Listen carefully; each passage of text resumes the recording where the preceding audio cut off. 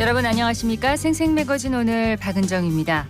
시민이 지자체 주요 정책에 대해 공개 토론하고 의견을 제시하는 정책토론 청구제도라는 게 있는데요.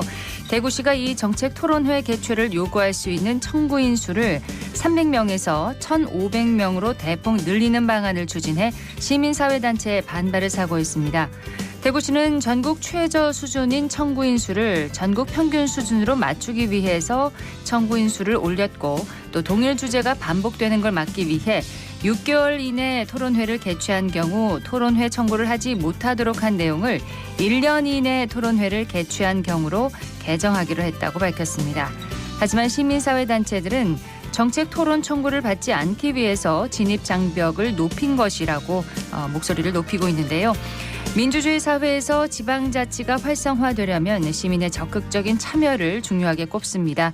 이를 역행한다는 비판을 받고 있는 대구시의 정책토론 청구조례 개정안, 시의회에서 어떤 판단을 내릴지 관심이 모이고 있습니다. 4월 11일 화요일 생생매거진 오늘입니다. 먼저 안동과 포항 울릉 연결해서 그곳 소식과 날씨 듣겠습니다. 안동입니다. 오늘 안동 지역 대체로 흐린 가운데 곳에 따라 약하게 비가 내리는 곳도 있겠습니다. 아침엔 안동 7도로 전날보다 2도가량 낮게 시작해서 낮 최고 기온은 21도까지 오를 전망입니다. 하지만 바람이 강하게 부는 곳이 많으니 안전사고에 유의하시고요. 바람에다 건조한 날씨까지 합쳐져 산불이 발생할 가능성이 높습니다. 작은 불씨도 쉽게 옮겨붙어 크게 번질 수 있는 만큼 가급적 야외에선 화기 사용을 자제해 주시고 불씨 관리 철저히 해주시길 바랍니다. 104주년 대한민국 임시정부 수립 기념일인 오늘 안동 임청각 주변에선 일제강점기 이전 모습을 찾기 위한 임청각 보수 및 복원사업 공사가 진행 중입니다. 안동시 낙동강변에 자리 잡은 보물 182호 임청각은 대한민국 임시정부 국무령을 지낸 석주선생 혈족 9명과 며느리 2명 등 총 11명의 독립투사를 배출한 장소인데요. 현재 복원 현장에선 임청각 내외부에 석축을 새로 쌓고 배수로를 정비하는 등의 공사가 한창입니다. 안동시는 올 연말까지 임청각 보수 복원을 마치고 이르면 내년 초에 일반에 다시 공개할 방침입니다. 이후 중단됐던 임청각 고택 체험도 재개할 계획이고요. 시는 지난달까지 공정률은 40%로 연말까지 90%로 끌어올릴 계획이라고 밝혔습니다. 지금까지 안동이었습니다. 이어서 포항입니다. 경북 동해안에도 순간풍속 초속 20m 이상의 매우 강한 바람이 불고 있습니다. 전 지역에 건조주의보도 발효 중인데요. 산불 발생 가능성이 어느 때보다 높습니다. 작은 불씨도 다시 한번 확인해 주시기 바랍니다. 오늘 오후부터 저녁 사이에 봄비 소식이 있긴 하지만 5mm 안팎으로 양은 그리 많지 않겠습니다. 한편 오늘 낮 최고 기온은 포항이 26도까지 크게 오르면서 온화하겠습니다. 국제 불빛축제 호미곶 해맞이 축전과 함께 포항의 3대 축제로 꼽히는 해병대 문화축제가 4년 만에 열립니다. 오는 29일부터 이틀 동안 해병대 1사단 부대와 남구 오천읍 해병의 거리 일원에서 개최되는데요. 해병대의 상징인 레드마린 드림 콘서트 준비되어 있고요. 해병대 의상인 마린룩 페스티벌과 군악대 축하 시범이 펼쳐집니다. 이번 축제는 4년 만에 개최되는 만큼 기존의 틀을 벗고 해병대 문화를 남녀노소 즐길 수 있는 참여형, 체험형 축제로 만든다는 목표를 세웠는데요. 해병대 제1사단과 미 해병대 무적캠프에서 다양한 전투 장비와 물자를 지원하고 해병대 전우회에서는 전국적인 홍보와 행사의 교통 안전을 담당할 예정입니다. 전국 유일 해병대 문화축제가 대한민국의 대표 축제로 거듭날 수 있도록 많은 관심 가져주셨으면 좋겠습니다. 지금까지 포항이었습니다. 이어서 울릉입니다. 울릉도와 독도는 강풍경보가 발효된 가운데 하늘에는 구름 많습니다. 현재 기온은 어제와 비슷한 15도, 습도는 78%입니다. 풍랑주의보가 내려져 있는 동해 중부 먼바다에는 남풍이 불면서 2에서 4m의 높은 물결이 일고 있습니다. 오늘 여객선은 대부분 운항 통제되거나 운항 시각을 변경했으니 선사별로 확인하시길 바랍니다. 울릉 저동초등학교가 2023학년도 학교 특색 사업으로 생태 전환 교육을 시작했습니다. 생태 전환 교육이란 점점 심각해지는 기후위기에 대응하고 인간과 자연이 공존할 수 있는 생태 환경을 조성하기 위한 생각과 행동의 총체적 변화를 추구하는 교육을 의미하는데요. 이와 함께 경상북도 교육청으로부터 탄소 중립 교육 시범학교로 선정된 저동초 학생들은 환경 문제를 극복하기 위한 다양한 활동을 진행하고 있는데요. 탄소 포인트 제도와 저동 꼬마 농부 활동, 저탄소 먹거리 활동과 지구환경예술제 등 탄소 중립 활동을 이어간다는 계획이고요. 또 산나물 수확철을 맞아 전교생이 학교 화단과 텃밭에 기른 명이와 부지갱이, 고비를 직접 채취해 음식으로 만들어보는 활동을 시작했습니다. 특색 교육이 학생과 학부모 또 지역 주민들에게 뜻깊게 다가가 기후위기 대응에 도움이 됐으면 좋겠습니다. 지금까지 울릉이었습니다.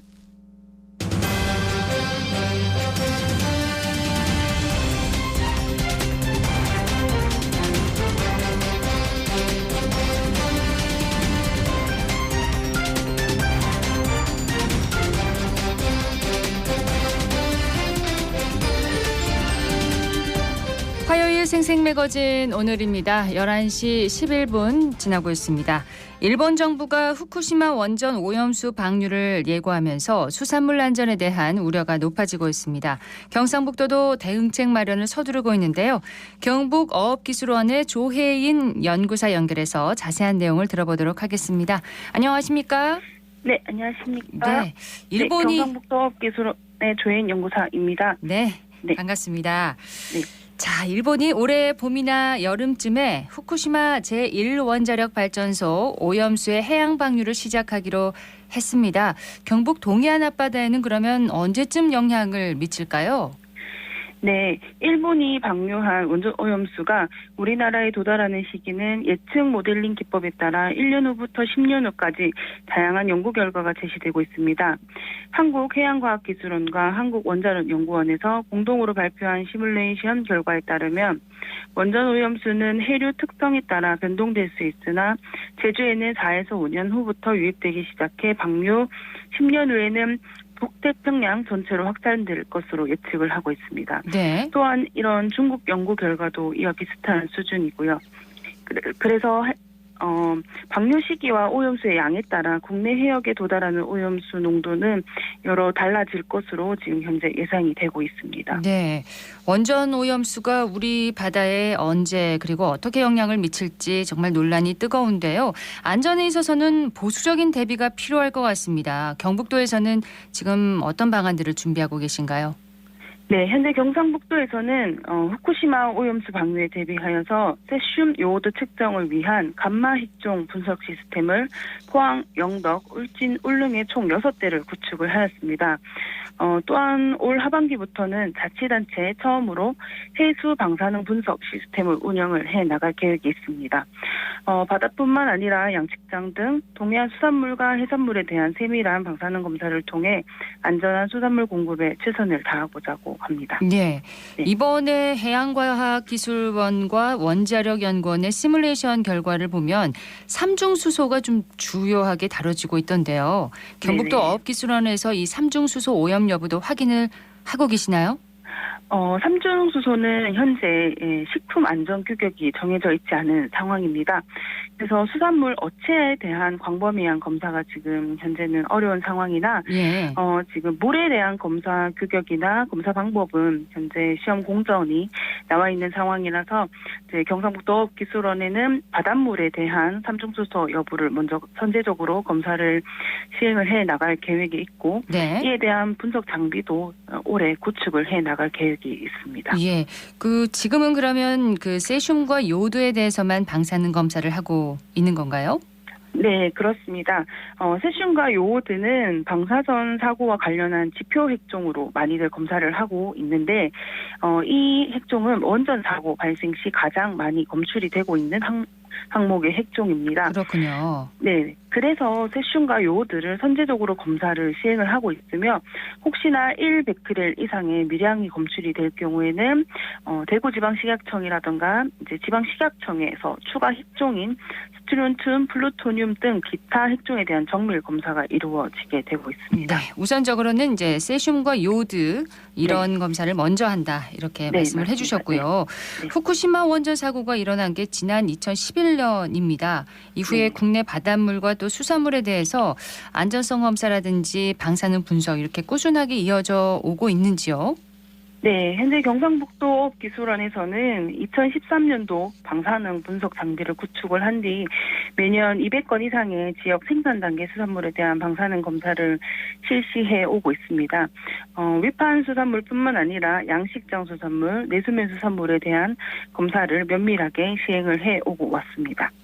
그러면 그동안 이제 수산물 안전성 검사를 했을 때 세슘이나 요오드가 기준치 이상으로 검출돼서 부적합 판정을 받은 적이 혹시 있었나요?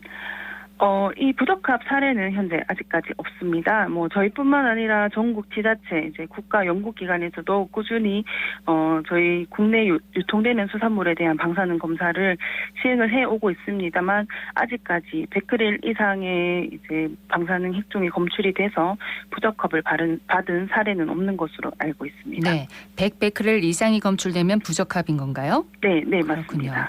수산물 안전성 검사가 이제 방사능만 검사하는 건 아닐 텐데 다른 건 또 어떤 부분을 포함하고 있는지요?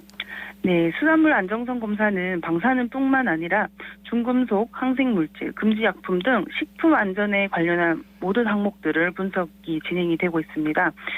매년 국민들의 안전한 수산물 공급을 위해 분석 항목들은 점점 늘려서 검사가 진행이 되고 있고 네. 항생제와 관련해서는 이제 2024년부터는 PLS 제도가 도입이 되면서 좀 더 면밀한 검사가 진행이 될 예정이 있습니다. 네.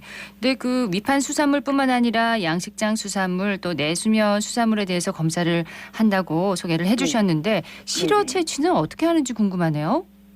시료 채취의 경우는 이제 모든 사전 협의를 통해 이제 진행이 되고 있습니다.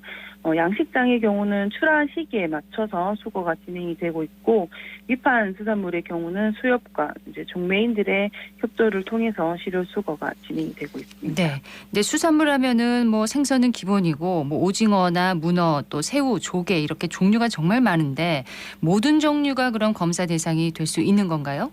네, 그렇습니다. 네, 동해안에 주요 생산되는 어종인 가자미나 오징어, 문어뿐만 아니라 전체 생산되는 전 어종에 대한 검사가 이루어지고 있습니다.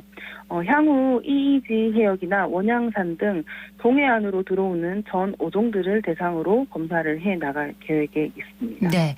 근데 이제 방사능 검사를 포함해서 이렇게 수산물 안전성 검사를 하는데 검사가 어떻게 진행되는지 어떻게 이루어지는지도 좀 궁금하거든요. 설명을 좀 해주세요.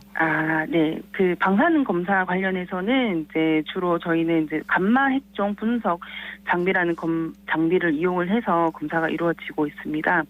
이 감마 핵종 분석 장비는 수산물의 가식부, 주로 살점을 1kg 회수를 해서 잘게 갈아낸 뒤 마리넬리 비커라는 곳에 채워놓고 네. 이 분석 장비에 장착을 해서 분석이 이루어지게 됩니다.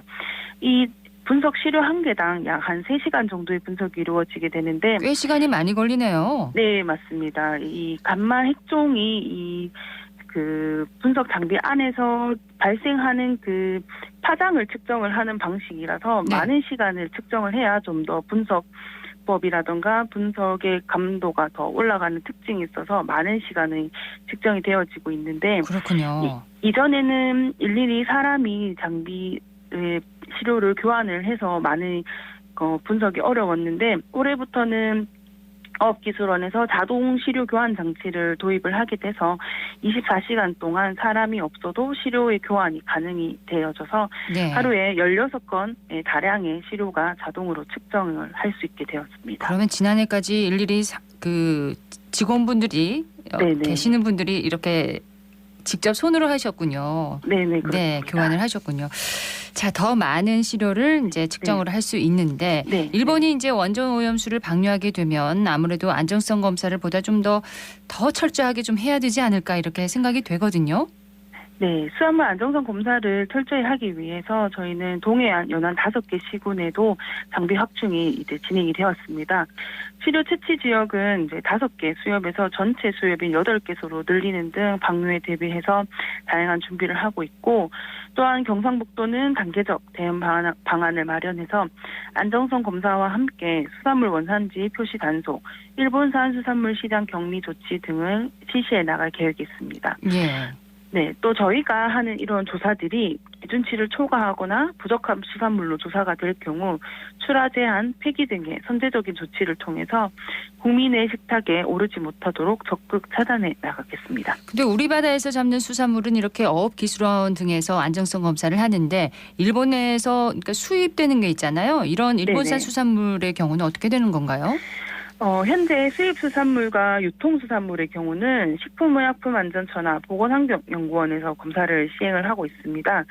후쿠시마현 인근 8개 현 수산물은 현재 수입 금지 상태에 있습니다. 예. 또한 그 외 지역에서 수입건마다 방사능 검사가 실시되고 있고 혹시나 수입수산물이 미량 검출이 될 경우 추가 핵종 증명서를 요구를 해서 더욱더 검사를 강화해서 수입수산물이 방사능에 오염된 수산물이 들어오는 것을 차단을 하고 있습니다. 과도하게 이제 불안하거나 이제 혼란을 가져오지 않도록 정보의 좀 신속하고 투명한 공개가 이루어져야 되겠죠.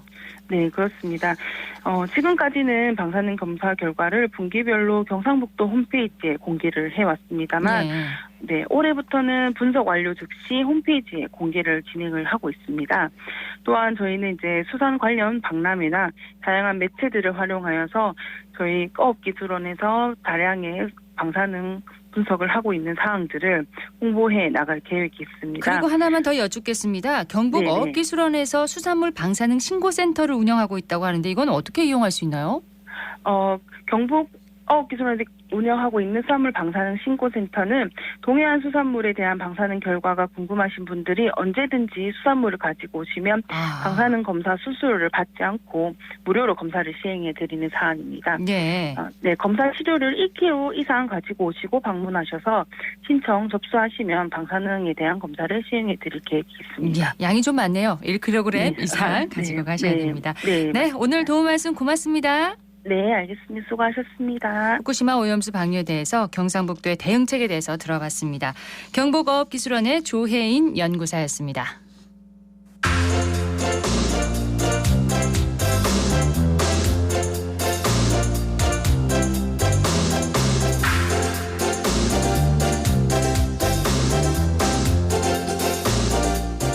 대구 근대역사관에서 대구의 전통지도 500년 지도로 만나는 대구와 그 주변 지역이라는 강연이 열렸습니다. 서유리 리포터 현장 다녀왔다고요? 네, 안녕하세요. 대구 근대역사관에서는 지난 1월 31일부터 오는 5월 14일까지 지도가 알려주는 경상가면과 대구 읍성 작은 전시를 개최하고 있는데요. 이 전시와 연계해서 지난 금요일에는 대구의 전통지도 500년을 주제로 강연이 열렸습니다. 강의 현장 소리와 대구 근대역사관 김주란 팀장 이야기 들어보시죠. 여기도 대구죠. 나오죠, 그죠? 아직 칠곡이 없지 않습니까, 그죠? 17세기 생기니까 칠곡이 없습니다. 그런 거 가지고 이게 조선 전기지도구나 이런 걸 아실 수 있는 겁니다. 강만 썼잖아요. 이게 네모로 창을 표시하기 때문에 창고를 표시했기 때문에 창자를 조각할 필요가 없는 거예요. 강창. 시기별로 이렇게 중요한 지도들을 이제 전시를 했는데 대구의 지명의 한자 표기가 바뀌잖아요. 그 시기를 알 수 있는 것도 있고 그다음에 가명을 중심으로 해서 읍성이 언제부터 만들어졌는지 그거를 지도를 보면서 이 지도에는 없던 읍성의 성벽이 이 지도에는 나타나고 있기 때문에 읍성이 언제쯤 축적되었는지 지도에서도 알 수 있습니다. 근대 역사관에서 이제 많은 자료로 지도와 관련된 자료들을 소장하고 있는데 지금까지 전시에서 많이 못 보여드렸었어요. 그래서 그 자료들을 중심으로 해서 고지도하고 근대 현대 지도를 섞어서 이렇게 전시를 준비했는데 아직 기간이 좀 남아 있으니까 많이들 보러 오셔서 조금 대구 지역의 지역사를 이해하는데 이런 자료들이 도움이 되었으면 좋겠습니다. 전통 지도에 지리 정보만 들어있는 게 아니라 여러 가지 정보가 들어있나 봐요. 네, 맞습니다. 이 지도 제작자의 의도에 따라서 표기하는 정보가 다른데요. 예를 들어 충신과 학자를 중요하게 생각하는 성리학자가 편찬한 지도에는 각 고을별로 충신 그리고 뛰어난 학자를 표기하기도 했고요. 그렇겠네요. 네, 또 경주를 동경이라고 해서 그 동쪽의 수도죠. 서울이라고 중요시한 편찬자는 지도에 신라 유적을 담기도 했습니다. 이렇게 지도에는 공간, 시간, 인물이 모두 담겨 있는데요. 강연을 진행한 장상훈 국립진주박물관장의 이야기 들어보시죠. 2018년에 국립중앙박물관에서 진행했던 지도예찬이라고 하는 전통시대 지도 특별전에서 만들었던 그런 스토리라인을 소개를 드렸습니다. 그러면서 대구 중심으로 그 전통지도들을 다 짚어드렸습니다. 근대 역사관 관장님께서 군위가 대구와 통합된다는 말씀을 주셨길래 군위가 원래 의흥과 군위현으로 이렇게 구성되어 있었거든요. 근데 이제 1914년에 그게 통합되면서 하나의 고을이 되었는데 전통시대에는 이제 두 개 고을이었기 때문에 그 두 개 고을이 전통시대 지도 속에 어떻게 표현되어 있는지 그런 부분들을 하나하나 좀 짚어드리고 싶었습니다. 대구가 가명이 되는 1601년에 경상도에 가명이 되는 모습, 또 그 후에 1736년에 대구 읍성이 완성되는 과정, 이런 것들이 지도를 통해서 확인이 되거든요. 그러니까 그 전에 없었던 것이 가명이 아니었던 것이 가명이 되고, 또 읍성이 없었던 곳이 읍성이 생기고, 이런 부분들을 보면 그 시대의 변화 같은 걸 읽을 수가 있고, 이제 그런 것들이 되게 흥미로운 지점이라고 볼 수 있죠. 참석하셨던 그 청중들도 나름대로의 궁금증을 제가 오늘 보여드린 지도를 통해서 하나하나 좀 풀어갈 수 있는 계기를 마련하신 것 같아서 저도 개인적으로 되게 즐거웠습니다. 장상훈 관장은 고지도 전문가로 유명하시죠? 네, 이 장 관장은 어렸을 때 사회과 부도를 보면서 철도 노선을 습자지 위에 베껴 그리기도 하고, 또 지도 속에 나오는 가보지 않은 곳을 보면서는 그곳엔 무엇이 있을까 호기심을 키우면서 자연스럽게 지도를 좋아하게 됐다고 합니다. 네. 이날 강연에서도 소위 말하는 지도 덕후의 면모를 볼 수 있었는데요. 예정했던 강의 시간인 2시간을 훌쩍 넘겨서 2시간 반 정도의 시간 동안 강연도 하고 또 질의응답도 하면서 참여한 시민들과 함께 했습니다. 그렇군요. 전통 지도 속에 대구는 어떻게 기록돼 있나요? 여러 가지 기록이 있지만 숙종 때인 1682년경에 제작된 동여비고는 도 단위보다 좁은 범위의 지역 지도를 수록하고 있는데요. 대구의 경우 고을 이름 바로 옆에 가명이라고 적어서 이곳이 경상 가명이 위치하는 고을임을 표시를 했고요. 네, 또 달구화나 달성과 같은 옛 지명을 열거하고 서울로부터 670리 길이라는 것도 기재를 해놨습니다. 자세하게 기재를 했네요. 꽤 자세하죠. 그러네요. 또 성당지나 범어역 같은 지역 명칭도 기재되어 있는 걸 볼 수가 있어서 이때도 이런 지명들이 벌써부터 있었구나라는 걸 확인할 수 있었습니다. 강연을 들은 시민들의 이야기입니다. 아무래도 대구에 읍성이 있었던 부분, 지금은 없어졌지만 이게 이제 등장 전과 등장 이후 지도로 이제 확인된다는 게 좀 와닿았고요.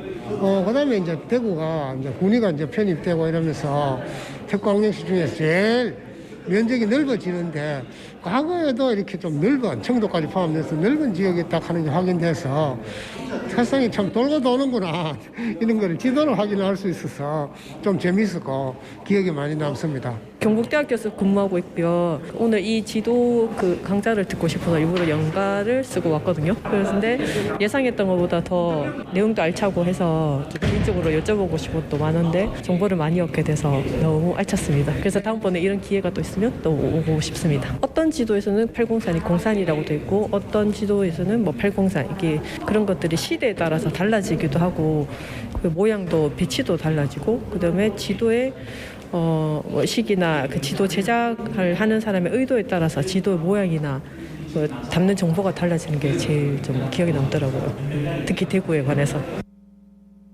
네, 지금 대구 근대 역사관에서 이 전시가 계속 열리고 있는 거죠? 네, 맞습니다. 이 강연과 연계된 전시 지도가 알려주는 경상가명과 대구 읍성은 오는 5월 14일까지 대구 근대 역사관에서 계속됩니다. 네, 그러면 여기 이 전시에 가면 이 예전의 대구 모습도 볼 수 있고, 맞습니다. 또 다른 여러 자료들을 볼 수 있겠네요. 네, 그 경상가명이 이제 지도를 통해서 이때는 있었고 이때는 없다, 이런 거를 지도를 통해서 확인을 할 수가 있고요. 네. 대구 읍성도 또 회철되고 이런 과정을 좀 마음 아프지만 또 지도를 통해서 이때는 대구 읍성이 있었는데 이 자리에 이때 지도를 보면 이때는 없어졌구나, 이런 걸 다 확인할 수가 있는 거죠. 지도에 이 대구의 변천사가 다 담겨져 있다고 볼 수가 있겠네요. 지도가 많은 기록을 담고 있는 거죠. 네, 언제까지 열린다고요? 네, 5월 14일까지 대구 근대 역사관에서 계속됩니다. 관심 있는 분들은 직접 방문해서 대구의 옛 모습과 변화에 대해서 살펴보시면 좋겠습니다. 네, 서유리 리포터 잘 들었습니다. 네, 고맙습니다.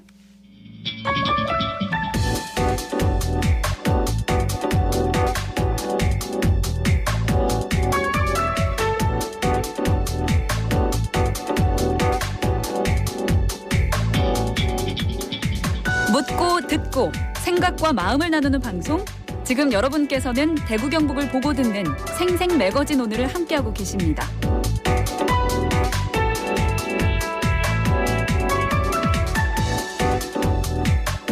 4월 11일 화요일 생생매거진 오늘 함께하고 계십니다. 11월 11시 30분 지나고 있습니다.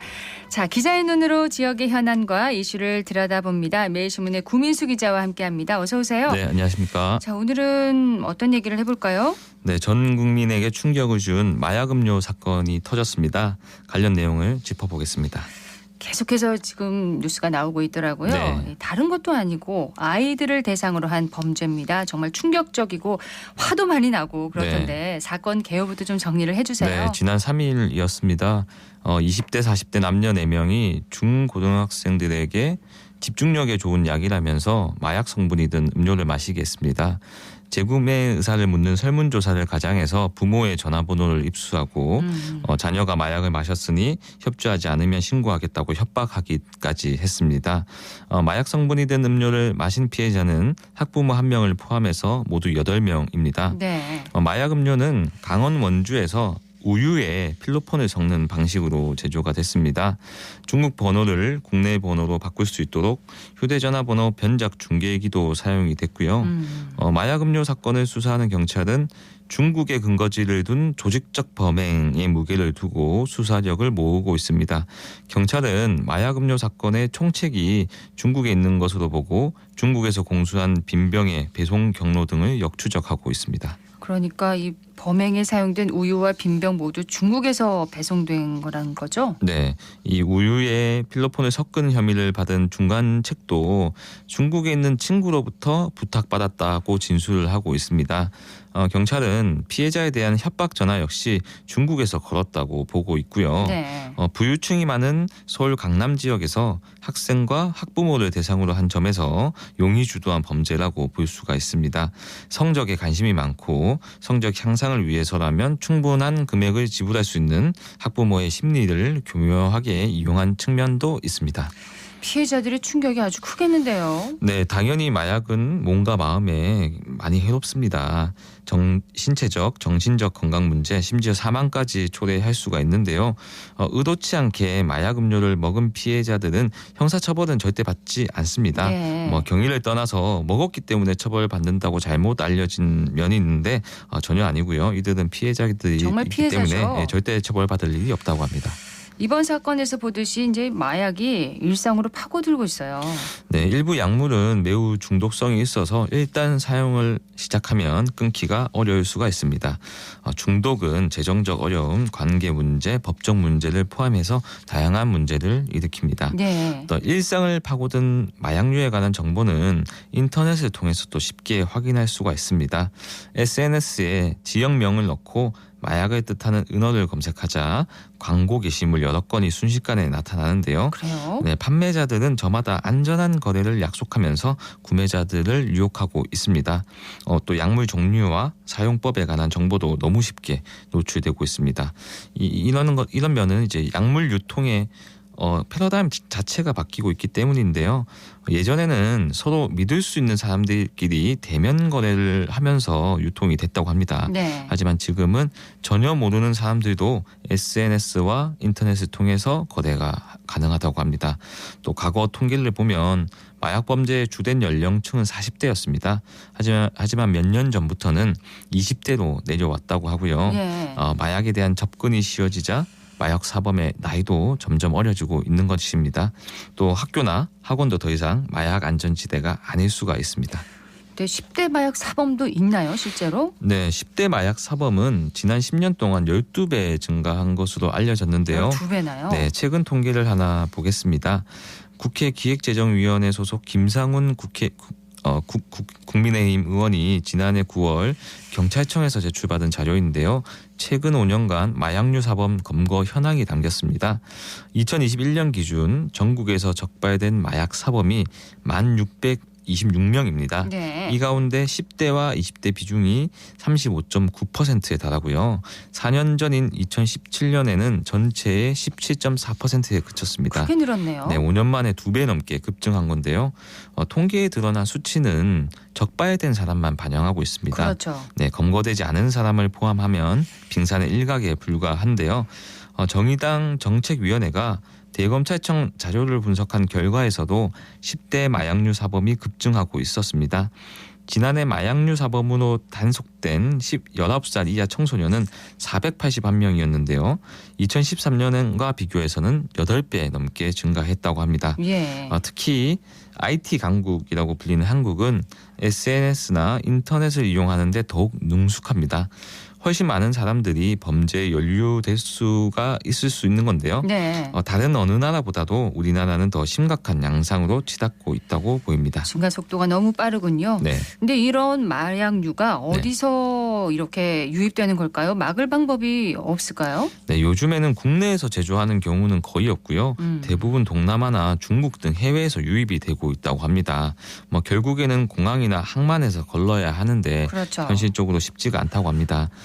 해외에서 들어오는 모든 국제 특송화물, 국제 화물들을 전수조사하려면 엄청난 인력과 시간이 필요할 건데요. 실제로 관세청에서 이런 업무를 담당하는 인력은 전국에서 한 50에서 60명에 불과하다고 합니다. 네. 이 정도 인력을 가지고 전국에 있는 공항이나 항만의 모든 화물을 다 검색하고 확인한다는 것은 불가능한 상황입니다. 지역의 경우 상황은 어떻습니까? 네, 대구에서도 붙잡힌 마약 사범이 증가세를 보이고 있는데요. 대구경찰청은 올해 3월까지 마약 사범 81명을 검거해서 이 중 17명을 구속했습니다. 지난해 같은 기간 74명보다 9.45% 늘었는데요. 네. 마약 범죄는 이 중독으로 이어질 수가 있습니다.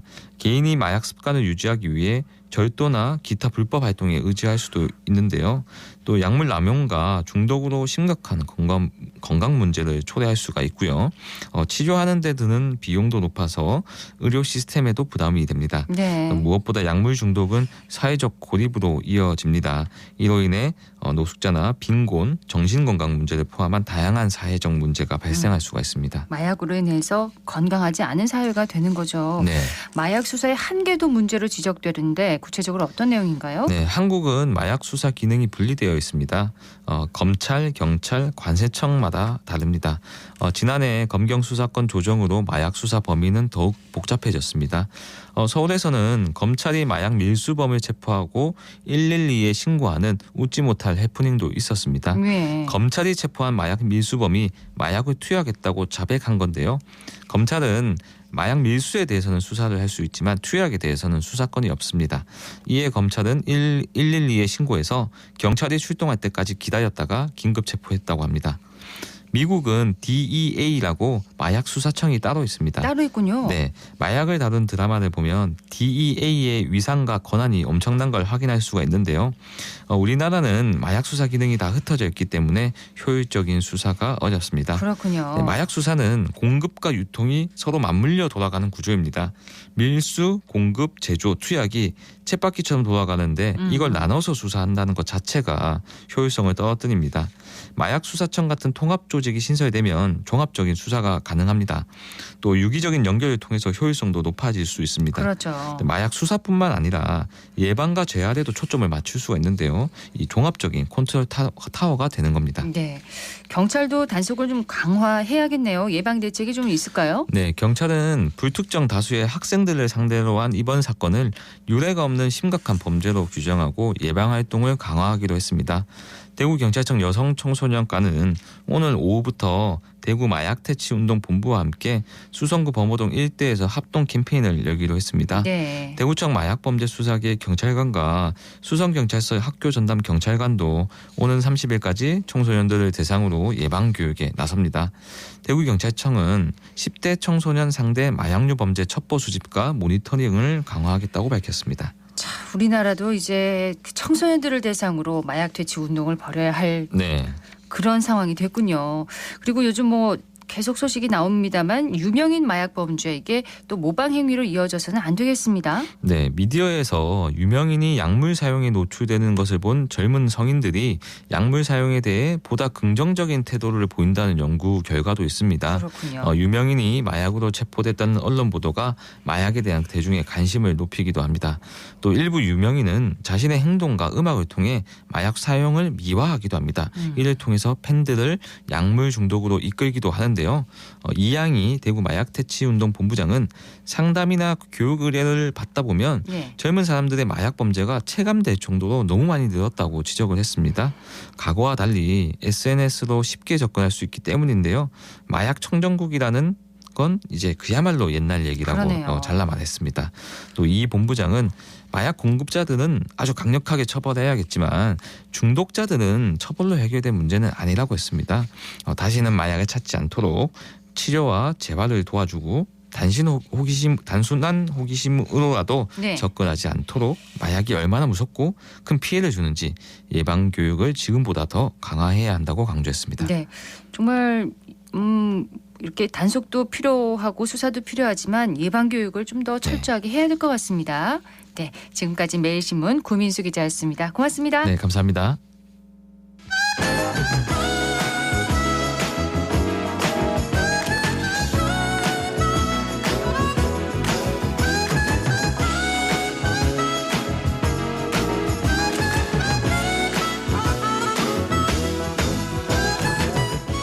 (11시 41분) 지나고 있습니다. 우리 사회가 저출산이라는 큰 위기에 직면하고 있습니다. 혼인과 출산 또 이혼, 사망이 이르는 사회적인 현상인데요. 어쨌든 경제 오늘은 숫자로 알아보는 사회 통계에 대해서 알아보도록 하겠습니다. 대구 한의대학교 통상경제학부 송원배 겸임 교수 나오셨습니다. 어서 오세요. 네, 안녕하십니까. 최근 우리나라가 저출산으로 사회적인 위기를 맞고 있습니다. 출산율 얼마나 감소했습니까? 네, 출생아 수가 급감하고 있는데요. 우리가 1970년 101만 명이 태어났으나 이후 10년 단위로 보면 80년도에 86만 명, 90년과 2000년에는 약 한 65만 명이 태어났고요. 예. 2010년에는 47만 명으로 50만 명이 붕괴되었고 2020년 27만 명으로 출생아 수가 급감했습니다. 10년 만에 절반이네요. 네, 2020년은 이제 우리가 코로나19 질병이 닥친 해이기도 하고 처음으로 30만 명 이하의 출생아 수를 기록한 해이기도 한데요. 네. 지난해에는 24만 9천 명으로 이제 25만 명 이하가 되면서 우리 사회의 저출산 문제가 사회 경제적 위기뿐만 아니라 대한민국의 위기가 되고 있습니다.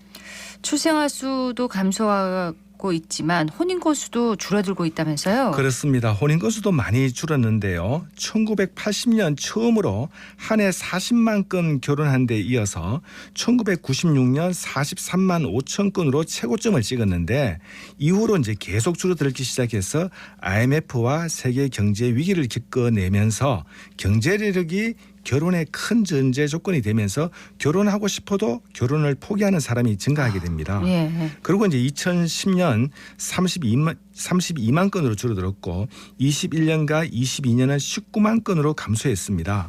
이 통계가 시작된 이래로 가장 낮은 결혼 건수이고요. 그렇군요. 결혼이 줄어들었다는 얘기는 올해 출생아 수가 더 감소할 것이라는 예측을 낳게도 합니다. 예, 우리 지역의 출생아 수와 혼인 건수는 어떻게 변하고 있나요? 네, 대구 경북의 출생아 수와 혼인 건수는 전국 평균 이하로 나타나고 있는데요.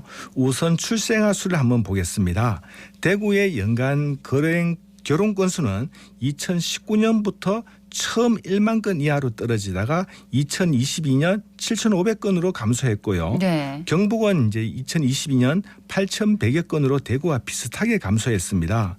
이 시도별 혼인 건수를 비교해 보면 인구 1,000명당 결혼 건수를 나타내는 조 혼인율을 보면 우선 결혼 비율이 높은 지역 순으로는 세종, 제주, 경기, 대전, 충북, 서울이 있고요. 네. 조 혼인율이 가장 낮은 순으로 보면 전북과 경북, 대구 순이 여기에 해당이 됩니다. 대구가 낮은 부분에 들어가는군요. 그렇죠. 결혼 건수가 감소한 만큼 지역의 출생아 수도 줄어들 수밖에 없겠죠. 이 대구의 이제 2022년 출생아 수는 역대 가장 낮은 10,000여 명이 출생했으며 경북은 한 11,000여 명이 출생했습니다. 네, 결혼이 이렇게 계속 줄고 있는데 결혼 연령은 늦어지고 있겠네요.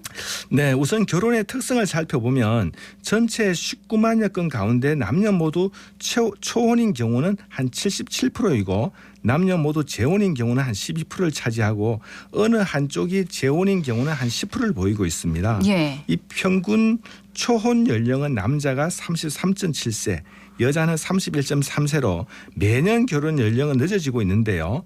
1990년 결혼 연령은 남자가 27세, 여자 24세였으나 10년 단위로 2살씩 증가하였고 2022년 남자 33세, 여자 31세로 두 살이 또 많아졌습니다. 네. 이 30년 사이에 남녀 모두 결혼 연령이 6년 늦어졌는데요. 결혼이 늦어진다는 얘기는 출산을 하거나 육아를 할 수 있는 기간도 줄어들게 되는 그렇죠. 만큼 우리 사회가 저출산을 극복하기가 쉽지 않은 이유가 되기도 합니다. 앞으로 또 시간이 흘러 2년이 늦어진다면은 그때는 자녀 없이 사는 혼인 가구도 지금보다 더 많이 증가할 것으로 예측이 됩니다. 네, 초혼 연령이 10년 단위로 2년씩 늦어지고 있다 이렇게 설명을 해주셨는데 재혼 연령에도 변화가 있나요? 네, 재혼 연령도 나이가 점점 많아지고 있는데요. 2022년 재혼 연령은 남자 평균 51세, 여자 46세가 됩니다. 이 10년 전과 비교해 보면은 남자 46세, 여자 42세였는데 초혼 연령에서는 10년 단위로 2년 늦어진 반면 네. 재혼 가구는 초혼에 비해 2배 이상 연령이 많아지고 있고요. 결혼하는 남녀의 연령별 차이를 보면은 초혼 가구는 남자가 여자에 비해 2살 반 많았고 재혼은 4.2살이 많은 것으로 나타납니다. 네, 나이 차가 더 커지네요. 그렇죠. 조금 자세히 보면 초혼인 부부의 연령 차별 혼인 구성비를 보면은 남자 연상 비율은 한 64%, 매년 조금씩 줄어든 반면 이 초혼 부부 중 여자 연상 부부가 약 한 20%, 여성의 연상 비율이 꾸준히 증가 추세에 있고요. 예. 동갑 비율은 한 16%로 한 10년 동안 큰 변화는 없습니다. 초혼 부부 중에 이제 연상의 여자와 결혼한 비율이 꽤 높게 나타났다 이렇게 설명을 해주셨는데 특별한 이유가 있을까요? 아마도 남녀 모두 결혼이 늦어지고 있는 게 하나의 이유가 될 듯합니다. 여성 입장에서 보면 결혼이 늦어진 만큼 상대 배우자를 구하는 폭이 그만큼 넓어졌다고 볼 수도 있겠고요.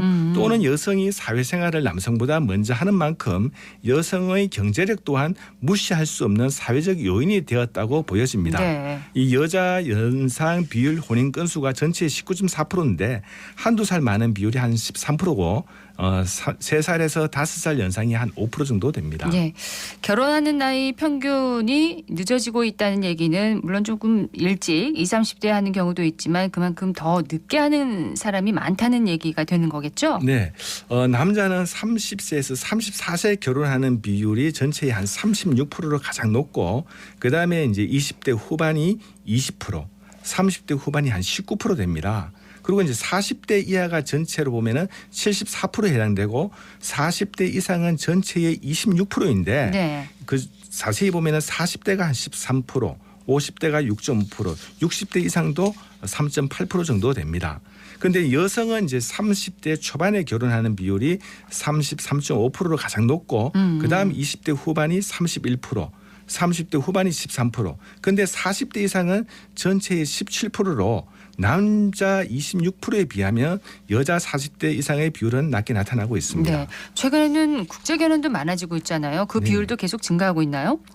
네, 외국인과의 혼인도 지난해 17,000건으로 전년 대비 한 4,000건 증가하고 27%의 증가를 보였는데요. 전체 비중으로 보면은 8.7%를 차지합니다. 적지 않습니다. 네, 지난 10년간 외국인과의 결혼 비중이 가장 높았던 해는 2019년도에 한 10%였고 가장 낮았던 해는 21년도에 6.8%였는데 전체적으로는 한 7, 8%대의 비율을 보이고 있습니다. 네. 이 외국인과의 혼인 중에 외국 여자와의 혼인 비중은 72%고 외국 남자와의 혼인 비중은 28%입니다. 그리고 외국 여자의 국적은 베트남, 중국, 태국 순이었고 외국 남자의 국적은 미국, 중국, 베트남 순이었습니다. 네. 근데 최근 경기가 어려워지면서 또 이혼 건수가 줄어들었다고 하는데 이 부분은 실제로 그런가요? 네. 한 해 결혼하는 건수가 19만 건인데 반해 이혼하는 건수가 9만 3천 건입니다.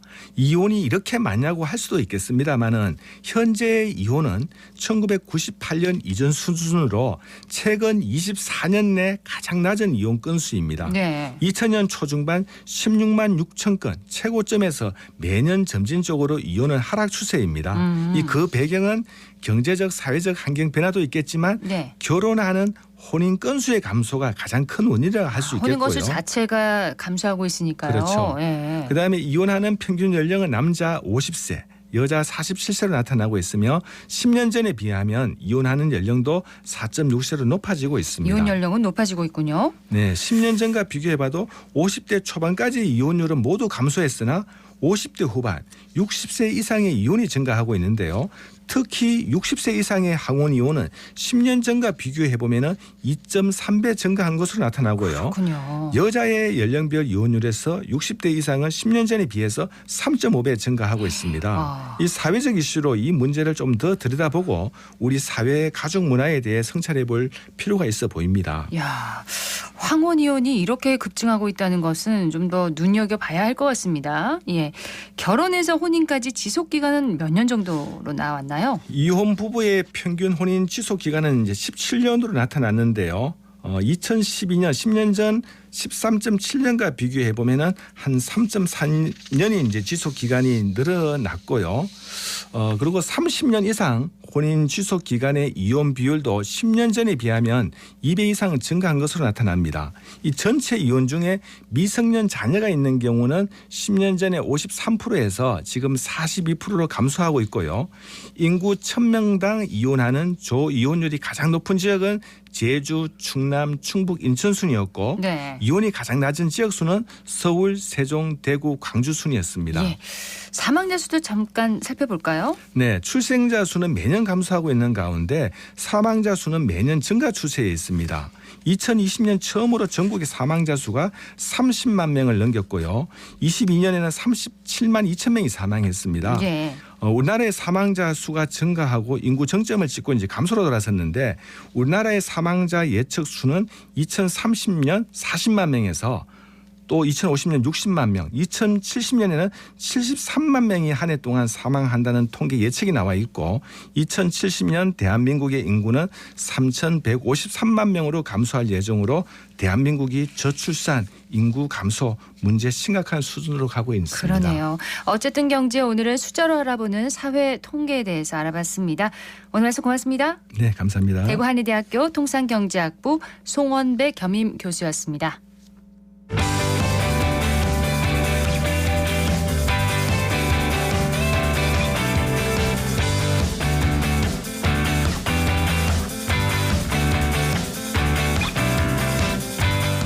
클릭 정보 클립.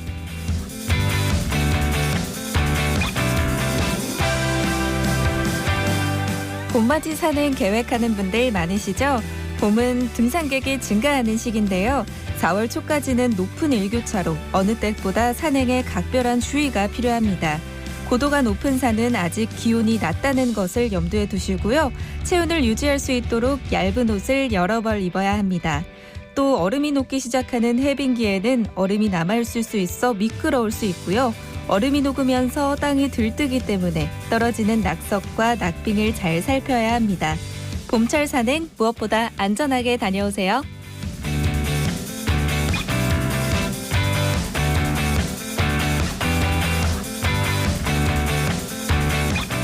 국제 그린 에너지 엑스포가 내일부터 금요일까지 4일간 엑스코에서 개최됩니다. 그린 에너지 엑스포는 올해 20주년을 맞아 역대 최대 규모로 열린다고 하는데요. 신재생 에너지 최신 기술과 제품을 한자리에 전시한다는 소식입니다. 국제 그린 에너지 엑스포는 홈페이지를 통해 상세한 정보를 확인할 수 있고요. 사전 등록 시 무료로 관람할 수 있습니다. 많은 관심 부탁드립니다.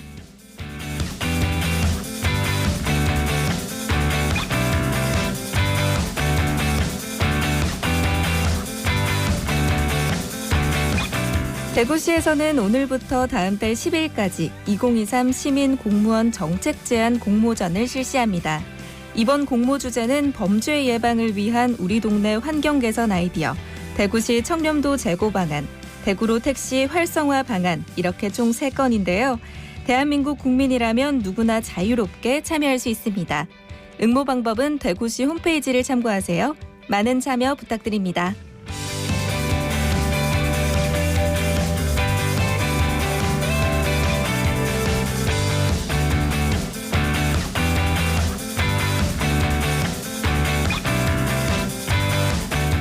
대구 달서구에서 내일 오후 2시부터 4시까지 중장년 취업 박람회를 운영합니다.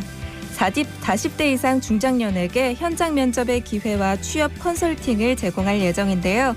달서구청 2층 대강당에서 진행된다고 하네요. 자세한 사항은 달서구청 일자리 지원센터로 문의하시기 바랍니다.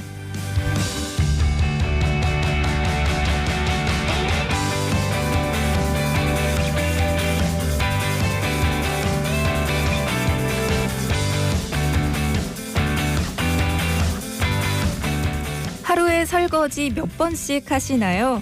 우리가 사용하는 주방용 세제는 위생용품으로 관리되고 있는데요. 사용하실 때 몇 가지 사항을 꼭 확인해야 합니다. 첫 번째는 세척제 종류입니다. 세척제는 과일 채소용, 식품기구 용기용, 식품 제조 가공장치용 세 가지로 분류되는데요. 사용 목적에 맞게 선택하면 됩니다. 두 번째는 세척제 사용량인데요. 세척제를 많이 사용한다고 좋은 것이 아니기 때문에 표시된 방법에 따라 사용해 주시면 됩니다. 마지막으로 씻는 시간입니다. 과일 채소는 세척물에 5분 이상 담그지 않도록 주의해야 하고요. 세척제가 남지 않도록 충분히 씻어야 합니다. 지금까지 클릭 정보 클립 서하나였습니다.